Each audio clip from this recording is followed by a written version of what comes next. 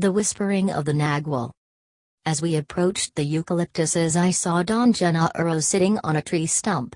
He waved his hand, smiling. We joined him. There was a flock of crows in the trees. They were cawing as if something were frightening them.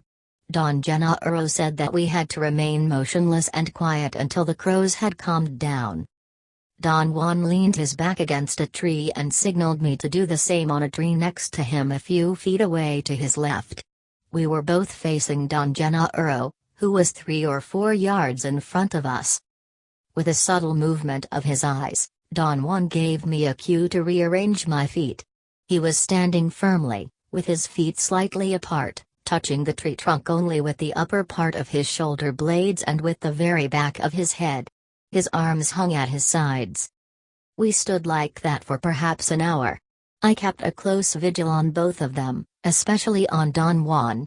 At a given moment he slid gently down the tree trunk and sat down, still keeping the same areas of his body in contact with the tree.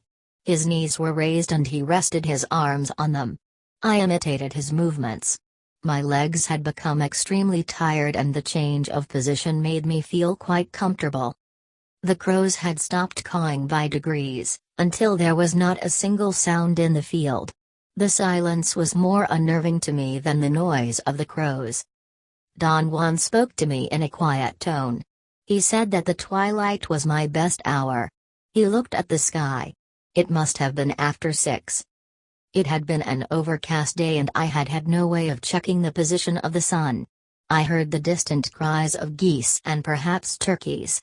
But in the field with eucalyptus trees there was no noise. There had been no whistling of birds or sounds of large insects for a long time. The bodies of Don Juan and Don Gennaro had been in perfect immobility, as far as I could judge, except for a few seconds when they shifted their weight in order to rest. After Don Juan and I had slid to the ground, Don Gennaro made a sudden motion. He lifted his feet up and squatted on the stump. He then turned 45 degrees, and I was looking at his left profile. I stared at Don Juan in search of a clue. He jutted his chin. It was a command to look at Don Gennaro. A monstrous agitation began to overtake me. I was incapable of containing myself. My bowels were loose. I could absolutely feel what Pablito must have felt when he saw Don Juan's sombrero. I experienced such intestinal distress that I had to get up and run to the bushes. I heard them howling with laughter. I did not dare to return to where they were. I hesitated for a while. I figured that the spell must have been broken by my sudden outburst. I did not have to ponder for too long. Don Juan and Don Gennaro came over to where I was. They flanked me and we walked to another field. We stopped at the very center of it and I recognized that we had been there in the morning. Don Juan spoke to me. He told me that I had to be fluid and silent and should stop my internal dialogue. I listened attentively. Don Gennaro must have been aware that all my concentration was focused on Don Juan's admonitions and he used that moment to do what he had done in the morning. He again let out his maddening scream. He caught me unaware but not unprepared. I almost immediately recuperated my balance by breathing. The jolt was terrifying, yet it did not have a prolonged effect on me and I was capable of following Don Gennaro's movements with my eyes. I saw him leap to a low branch on a tree. As I followed his course for a distance of 80 to 90 feet, my eyes experienced an extravagant distortion. It was not that he leaped by means of the spring action of his muscles, he rather glided through the air, catapulted in part by his formidable yell, and pulled by some vague lines emanating from the tree. It was as if the tree had sipped him through its lines. Don Gennaro stayed perched on the low branch for a moment. His left profile was turned to me. He began to perform a series of strange movements. His head wobbled, his body shivered. He hid his head various times in between his knees. The more he moved and fretted, the more difficult it was for me to focus my eyes on his body. He seemed to be dissolving. I blinked desperately and then I shifted my line of vision by twisting my head to the right and to the left as Don Juan had taught me. From my left perspective I saw Don Gennaro's body as I had never seen it before. It was as if he had put on a disguise. He had a furry suit on, the hair was the color of a Siamese cat, light buff brown, with touches of dark chocolate brown on the legs and the back. It had a long thick tail. Don Gennaro's costume made him look like a furry brown long-legged crocodile sitting on a branch. I could not see his head or his features. I straightened my head to a normal position. The vision of Don Gennaro in disguise remained unchanged. Don Gennaro's arms shivered. He stood up on the branch, sort of stooped over, and leaped towards the ground. The branch was perhaps 15 to 20 feet high. As far as I could judge, it was an ordinary leap of a man wearing a costume. I saw Don Gennaro's body almost touching the ground, and then the thick tail of his costume vibrated, and instead of landing he took off, as if powered with a silent jet engine. He went over the trees and then glided almost to the ground. He did that over and over. At times he would hold onto a branch and swing around a tree, or curl like an eel between branches. And then he would glide and circle around us, or flap his arms as he touched the very tops of the trees with his stomach. Don Gennaro's cavorting filled me with awe. My eyes followed him, and 2 or 3 times I clearly perceived that he was using some brilliant lines, as if they were pulleys, to glide from one place to another. Then he went over the tops of the trees towards the south and disappeared behind them. I tried to anticipate the place where he would appear again, but he did not show up at all. I noticed then that I was lying on my back, and yet I had not been aware of a change in perspective. I had thought all along that I was looking at Don Gennaro from a standing position. Don Juan helped me to sit up, and then I saw Don Gennaro walking towards us with a nonchalant air. He smiled coyly and asked me if I had liked his flying. I attempted to say something, but I was speechless. Don Gennaro exchanged a strange look with Don Juan and adopted a squat position again. He leaned over and whispered something in my left ear. I heard him say, "Why don't you come and fly with me?" He repeated it 5 or 6 times. Don Juan came towards me and whispered in my right ear, "Don't talk. Just follow Gennaro." Don Gennaro made me squat and whispered to me again. I heard him with crystal clear precision. He repeated the statement perhaps 10 times. He said, "Trust the Nagual. The Nagual will take you." Then Don Juan whispered in my right ear another statement. He said, "Change your feelings." I could hear both of them talking to me at once, but I could also hear them individually. Every one of Don Gennaro's statements had to do with the general context of gliding through the air. The statements that he repeated dozens of times seemed to be those that became engraved in my memory. Don Juan's words, on the other hand, had to do with specific commands, which he repeated countless times. The effect of that dual whispering was most extraordinary. It was as if the sound of their individual words were splitting me in half. Finally, the abyss between my 2 ears was so wide that I lost all sense of unity. There was something that was undoubtedly me, but it was not solid. It was rather like a glowing fog, a dark yellow mist that had feelings. Don Juan told me that he was going to mold me for flying. The sensation I had then was that the words were like pliers that twisted and molded my feelings. Don Gennaro's words were an invitation to follow him. I felt I wanted to, but I could not. The split was so great that I was incapacitated. Then I heard the same short statements repeated endlessly by both of them, things like, "Look at that magnificent flying shape. Leap, leap. Your legs will reach the treetops. The eucalyptuses are like green dots. The worms are lights." Something in me must have ceased at a given moment, perhaps my awareness of being talked to. I sensed that Don Gennaro was still with me, yet from the point of view of my perception I could only distinguish an enormous mass of the most extraordinary lights. At times their glare diminished and at times the lights became intense. I was also experiencing movement. The effect was like being pulled by a vacuum that never let me stop. Whenever my motion seemed to diminish and I could actually focus my awareness on the lights, the vacuum would pull me away again. At one moment, between being pulled back and forth, I experienced the ultimate confusion. The world around me, whatever it was coming and going at the same time, thus the vacuum-like effect. I could see two separate worlds, one that was going away from me and the other that was coming closer to me.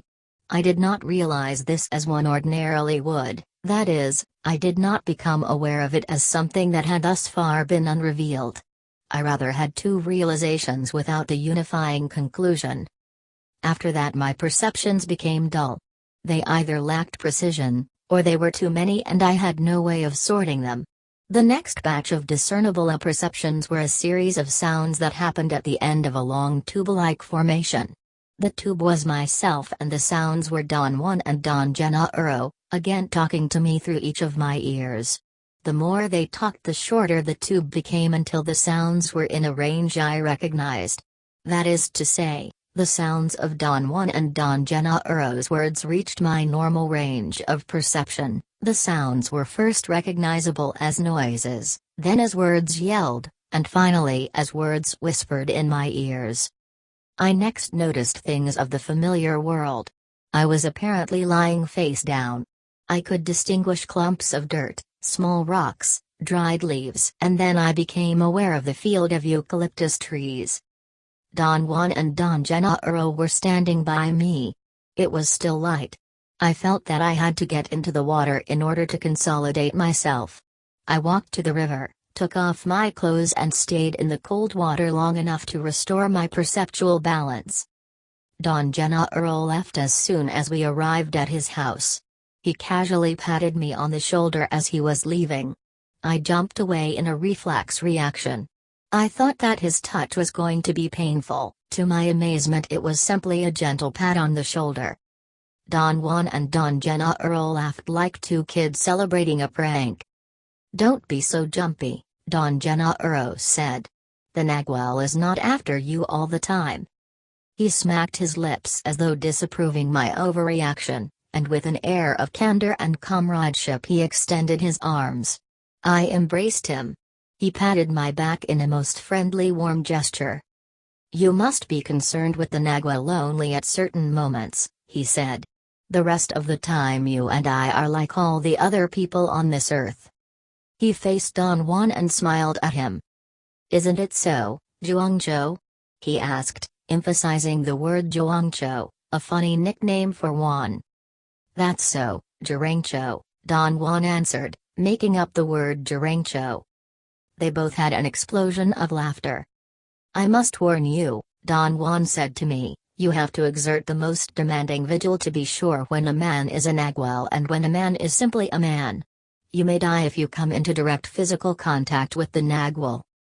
Don Juan turned to Don Gennaro and with a beaming smile asked, "Isn't it so, Juancho?" "That's so, absolutely so, Juancho," Don Gennaro replied, and both of them laughed. Their childlike mirth was very moving to me. The events of the day had been exhausting and I was very emotional. A wave of self-pity engulfed me. I was about to weep as I kept on repeating to myself that whatever they had done to me was irreversible and most likely injurious. Don Juan seemed to be reading my thoughts and shook his head in a gesture of disbelief. He chuckled. I made an effort to stop my internal dialogue, and my self-pity vanished. "Gennaro is very warm," Don Juan commented when Don Gennaro had left. "The design of power was that you found a gentle benefactor." I did not know what to say. The idea that Don Gennaro was my benefactor intrigued me no end. I wanted Don Juan to tell me more about it. He did not seem inclined to talk. He looked at the sky and at the top of the dark silhouette of some trees at the side of the house. He sat down with his back against a thick forked pole, planted almost in front of the door, and told me to sit next to him to his left. I sat by him. He pulled me closer by the arm until I was touching him. He said that that time of the night was dangerous for me, especially on that occasion. In a very calm voice he gave me a set of instructions. We were not to move from the spot until he saw fit to do so, we were to keep on talking, on an even keel, without long interruptions, and I had to breathe and blink as if I were facing the Nagwal. "Is the Nagwal around here?" I asked. "Of course," he said and chuckled. I practically huddled against Don Juan. He began to talk and actually solicited any kind of question from me. He even handed me my notebook and pencil as if I could write in the darkness. His contention was that I needed to be as calm and normal as possible, and there could be no better way of fortifying my tonal than through taking notes. He put the whole matter on a very compelling level. He said that if taking notes was my predilection, then I should be able to do it in complete darkness. There was a tone of challenge in his voice when he said that I could turn the taking of notes into a warrior's task, in which case the darkness would be no obstacle. Somehow, he must have convinced me, for I managed to scribble down parts of our conversation. The main topic was Don Gennaro as my benefactor. I was curious to know when Don Gennaro had become my benefactor, and Don Juan coaxed me to remember a supposedly extraordinary event that had happened the day I had met Don Gennaro, and which served as a proper omen. I could not recollect anything of the sort. I began to recount the experience. As far as I could remember, it was a most unobtrusive and casual meeting, which took place in the spring of 1968. Don Juan stopped me. "If you're dumb enough not to remember," he said, "we'd better leave it that way. A warrior follows the dictums of power.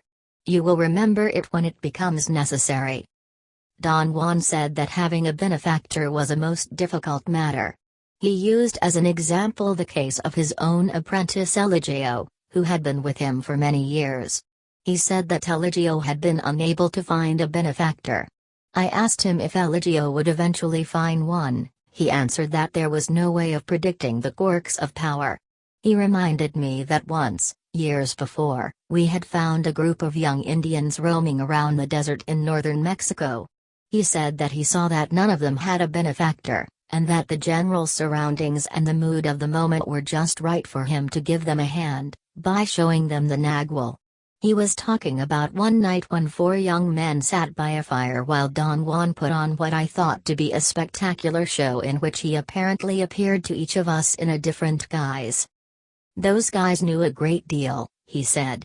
"You were the only greenhorn among them." "What happened to them afterwards?" I asked.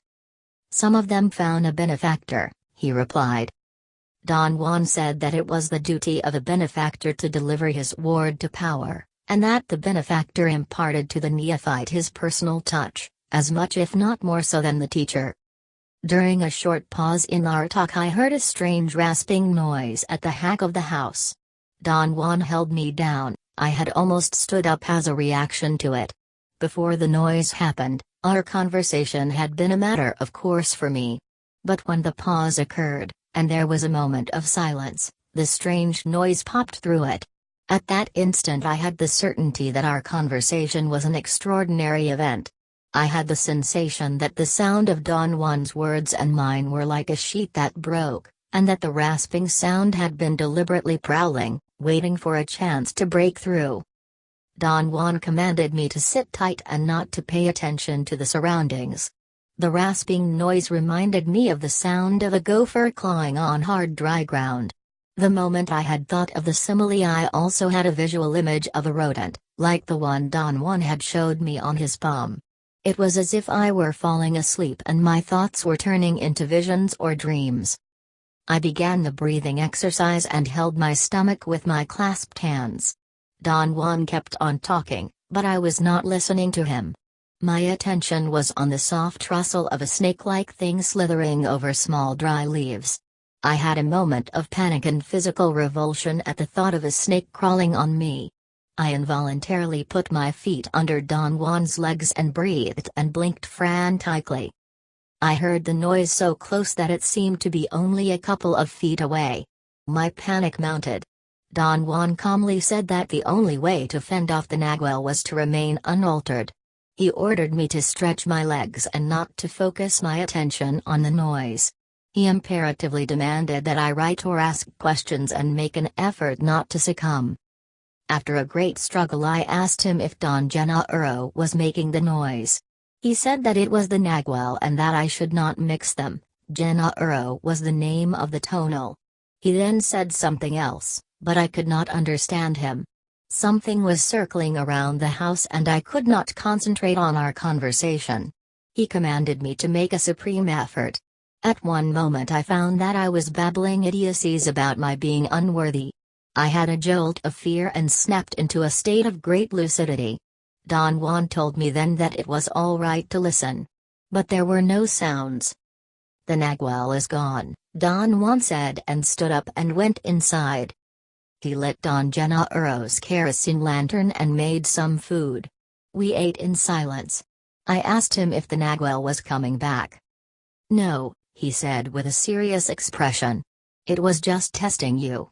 At this time of night, just after the twilight, you should always involve yourself in something. Anything would do. It is only for a short period, an hour perhaps, but in your case a most deadly hour. Tonight the Nagual tried to make you stumble, but you were strong enough to ward off its assault. Once, you succumbed to it and I had to pour water over your body. This time you did fine." I remarked that the word assault made the event sound very dangerous. "Made it sound dangerous? That's a weird way of putting it," he said. "I'm not trying to scare you. The actions of the Nagual are deadly. I've already told you that, and it is not that Gennaro tries to hurt you, on the contrary, his concern for you is impeccable, but if you don't have enough power to parry the Nagual's onslaught, you're dead, regardless of my help or Gennaro's concern." After we finished eating, Don Juan sat next to me and looked over my shoulder at my notes. I commented that it would probably take me years to assort everything that had happened to me during that day. I knew that I had been flooded with perceptions I could not ever hope to understand. "If you cannot understand, you're in great shape," he said. "It is when you understand that you're in a mess. That's from the point of view of a sorcerer, of course. From the point of view of an average man, if you fail to understand you're sinking. In your case, I would say that an average man would think that you are disassociated, or you're beginning to become disassociated." I laughed at his choice of words. I knew that he was throwing the concept of disassociation back at me. I had mentioned it to him some time back in connection with my fears. I assured him that this time I was not going to ask anything about what I had been through. "I've never put a ban on talking," he said. "We can talk about the Nagual to your heart's content, as long as you don't try to explain it. If you remember correctly, I said that the Nagual is only for witnessing. So, we can talk about what we witnessed and about how we witnessed it. You want to take on the explanation of how it is all possible, though, and that is an abomination. You want to explain the Nagual with the tonal. That is stupid, especially in your case, since you can no longer hide behind your ignorance. You know very well that we make sense in talking only because we stay within certain boundaries, and those boundaries are not applicable to the Nagual." I attempted to clarify the issue. It was not only that I wanted to explain everything from a rational point of view, but my need to explain stemmed from my necessity to maintain order throughout the tremendous onslaughts of chaotic stimuli and perceptions I had had. Don Juan's comment was that I was trying to defend a point I did not agree with.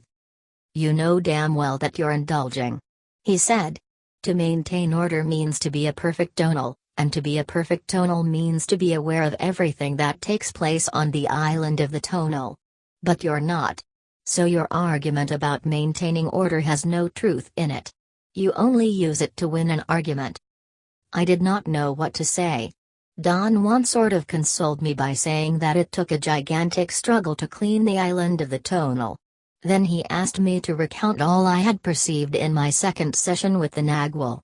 When I had finished, he said that what I had witnessed as a furry crocodile was the epitome of Don Gennaro's sense of humor. "It's a pity that you're still so heavy," he said. "You always get hooked by bewilderment and miss Gennaro's real art." "Were you aware of his appearance, Don Juan?" "No. The show was only for you." "What did you see?" "Today all I could see was the movement of the Nagual, gliding through the trees and whirling around us. Anyone who sees can witness that. What about someone who doesn't see? He would witness nothing, just the trees being blown by a wild wind perhaps. We interpret any unknown expression of the Nagual as something we know. In this case the Nagual might be interpreted as a breeze shaking the leaves, or even as some strange light, perhaps a lightning bug of unusual size. If a man who doesn't see is pressed, he would say that he thought he saw something but could not remember what. This is only natural. The man would be talking sense. After all, his eyes would have judged nothing extraordinary, being the eyes of the tonal they have to be limited to the tonal's world, and in that world there is nothing staggeringly new, nothing which the eyes cannot apprehend and the tonal cannot explain. I asked him about the uncharted perceptions that resulted from their whispering in my ears. That was the best part of the whole event, he said.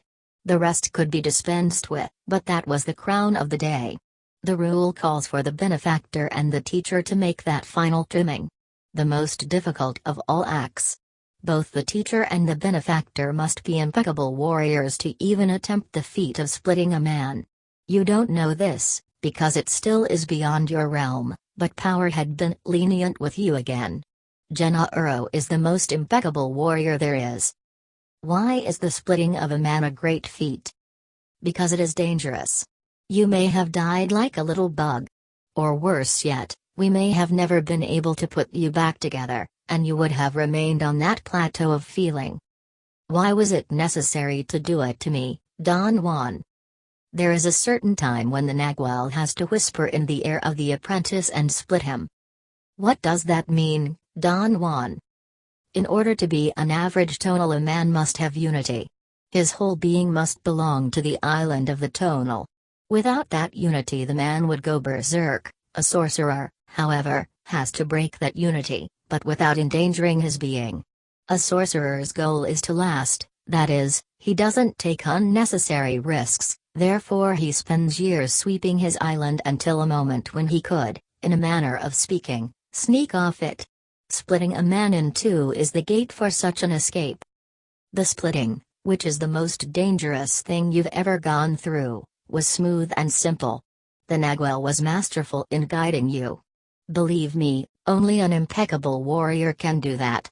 I felt very good for you. Don Juan put his hand on my shoulder and I had a gigantic urge to weep. Am I arriving at a point when you won't see me anymore? I asked. He laughed and shook his head. You indulge like a son of a bitch, he said. We all do that, though. We have different ways, that's all. Sometimes I indulge too. My way is to feel that I have pampered you and made you weak. I know that Gennaro has the same feeling about Pablito. He pampers him like a child. But that is the way power set it up to be. Gennaro gives Pablito everything he's capable of giving and one cannot wish he would do something else. One cannot criticize a warrior for doing his impeccable best. He was quiet for a moment. I was too nervous to sit in silence. What do you think was happening to me when I felt like I was being sucked by a vacuum? I asked.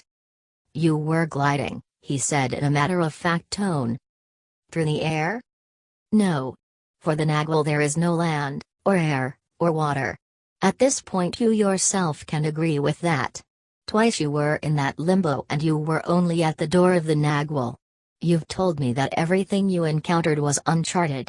So the Nagual glides, or flies, or does whatever it may do, in Nagual's time, and that has nothing to do with tonal's time. The two things don't jibe. As Don Juan spoke I felt a tremor in my body. My jaw dropped and my mouth opened involuntarily. My ears unplugged and I could hear a barely perceptible tingle or vibration. While I was describing my sensations to Don Juan I noticed that when I talked it sounded as if someone else were talking. It was a complex sensation that amounted to my hearing what I was going to say before I said it. My left ear was a source of extraordinary sensations. I felt that it was more powerful and more accurate than my right ear. There was something in it that had not been there before. When I turned around to face Don Juan, who was to my right, I became aware that I had a range of clear auditory perception around that ear. It was a physical space, a range within which I could hear everything with incredible fidelity. By turning my head around I could scan the surroundings with my ear. The whispering of the Nagual did that to you, Don Juan said when I described my sensorial experience. It'll come at times and then vanish. Don't be afraid of it, or of any unusual sensation that you may have from now on. But above all, don't indulge and become obsessed with those sensations. I know you will succeed. The time for your splitting was right. Power fixed all that. Now everything depends on you. If you are powerful enough, you will sustain the great shock of being split. But if you're incapable of holding on, you will perish. You will begin to wither away, lose weight, become pale, absent-minded, irritable, quiet. Perhaps if you would have told me years ago, I said, what you and Don Gennaro were doing, I would have enough. He raised his hand and did not let me finish. That's a meaningless statement, he said. You once told me that if it wouldn't be for the fact that you're stubborn and given to rational explanations, you would be a sorcerer by now. But to be a sorcerer in your case means that you have to overcome stubbornness and the need for rational explanations, which stand in your way. What's more, those shortcomings are your road to power. You can't say that power would flow to you if your life would be different. Gennaro and I have to act the same way you do, within certain limits. Power sets up those limits, and a warrior is, let's say, a prisoner of power, a prisoner who has one free choice, the choice to act either like an impeccable warrior, or to act like an ass. In the final analysis, perhaps the warrior is not a prisoner but a slave of power, because that choice is no longer a choice for him. Gennaro cannot act in any other way but impeccably. To act like an ass would drain him and cause his demise. The reason why you're afraid of Gennaro is because he has to use the avenue of fright to shrink your tonal. Your body knows that, although your reason may not, and thus your body wants to run away every time Gennaro is around. I mentioned that I was curious to know if Don Gennaro deliberately set out to scare me. He said that the Nagual did strange things, things which were not foreseeable. He gave me, as an example, what had happened between us in the morning when he prevented my turning to my left to look at Don Gennaro in the tree.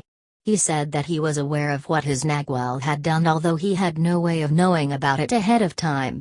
His explanation of the whole affair was that my sudden movement to the left was a step towards my death, which my tonal was deliberately taking as a suicidal plunge. That movement stirred his Nagual, and the result was that some part of him fell on top of me. I made an involuntary gesture of perplexity. Your reason is telling you again that you're immortal, he said. What do you mean by that, Don Juan? An immortal being has all the time in the world for doubts and bewilderment and fears. A warrior, on the other hand, cannot cling to the meanings made under the tonal's order, because he knows for a fact that the totality of himself is but a little time on this earth. I wanted to make a serious point. My fears and doubts and bewilderment were not on a conscious level, and, no matter how hard I tried to control them, every time I was confronted with Don Juan and Don Gennaro I felt helpless. A warrior cannot be helpless, he said. Or bewildered or frightened, not under any circumstances. For a warrior there is time only for his impeccability, everything else drains his power, impeccability replenishes it. We're back again to my old question, Don Juan. What's impeccability? Yes, we're back again to your old question, and consequently we're back again to my old answer. Impeccability is to do your best in whatever you're engaged in.